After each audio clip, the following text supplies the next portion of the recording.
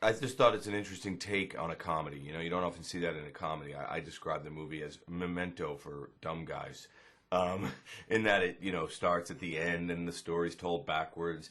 And movies that kind of fuck around, mess with structure, always appeal to me. You know, I always think about Reservoir Dogs, and I'm not comparing the movie, but Reservoir Dogs was about a robbery that you never saw. But Quentin Tarantino managed to keep the tension alive through the whole film, and we never even saw the big moment. So I really thought, like, in a weird way, how do you make a movie about a stag party, a bachelor party, but never see it and keep it funny or make it funnier than it would have been? So there's a few reasons that that was appealing to me.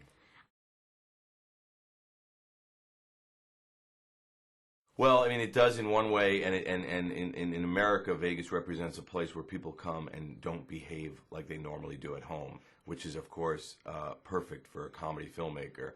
And it's just everyone shows up with their alter ego.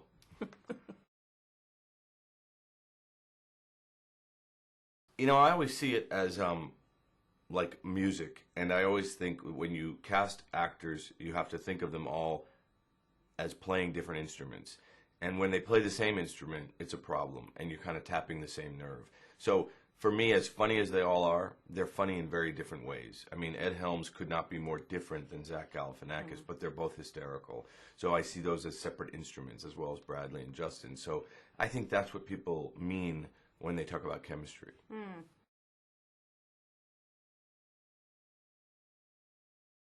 No, it never goes like that. I mean, I'm probably worse than any of those guys, so they can't say anything that would shock me, or we would put in the improv. The great thing about improv, people that a lot of people don't understand when you make a movie, is actors who are good at improv are improving within the voice of the character. So sometimes I watch movies and I see actors that I know, and I see them doing an improv line, which you can tell, and I'm sorry about that. And Easy going. no, they're not doing it in the voice of the character, and that always takes me out of the movie. And the key thing about these guys is when they were improving, they were doing it within the voice and the world that we created for the movie. It's difficult because there's a lot of temptation and a lot of distractions, and a lot of our crew guys couldn't handle it. I mean, we came up with that tagline on the set, which is "Some guys just can't handle Vegas," because that's what we would say to each other when one would drop out. And suddenly we'd have a new electrician. So what did they do then? What was going on? Did they just sort of go there with money and then succumb to came their addictions. Just leave it at that.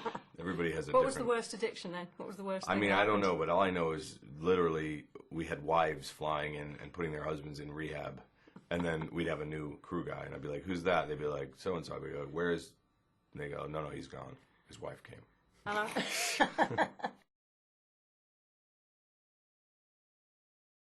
Yeah, I hustle them a little bit. Are you good? I'm pretty good, and yeah, and it was fun to hustle them and have them distrust me on the first day.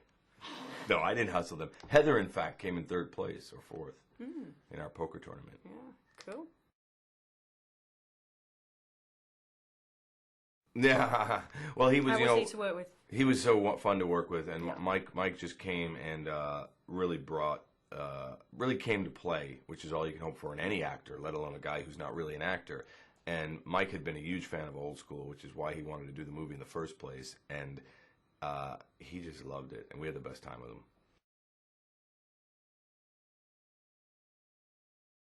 Little revival. Yeah. I also did a movie called Starsky and Hutch, and I put them in that. I like to put Dan in all my movies. He's one of my good friends, and so I always have to work in a wedding scene so I could put Dan Ben there. Right. We'll see. We don't know. Just don't know. Those are rumors, but we'll see if the movie connects as well as it did in America, as it connects internationally. We talk about doing one, but there's always talk. Great. That would be fantastic. Thank you. Great film. I wish you all the best with it. Thank you so much.